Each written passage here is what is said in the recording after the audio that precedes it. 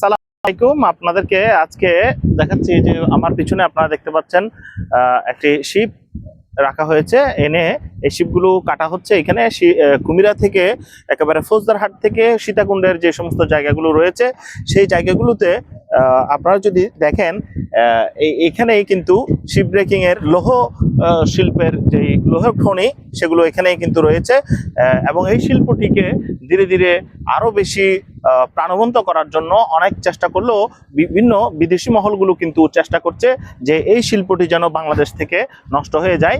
সেটি আপনাদেরকে এখানে দেখানোর চেষ্টা করছি।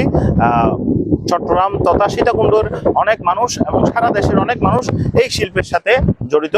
কুমিরা ঘাট থেকে আপনাদেরকে সেটি দেখানোর চেষ্টা করছি, যেখানে বিভিন্ন শিপগুলো এনে রিসাইক্লিং করে, এই ব্যবসাটি আসলে রিসাইক্লিং একটা ব্যবসা। এখানে হাজার হাজার মানুষের কর্মসংস্থান যেমন হচ্ছে, তেমনি এই জায়গায় শিল্প সৌন্দর্য অনেকটা সুন্দর। আপনাদেরকে সেটি দেখানোর চেষ্টা করছি। কেমন লেগেছে কমেন্ট করে জানাবেন। ধন্যবাদ সবাইকে।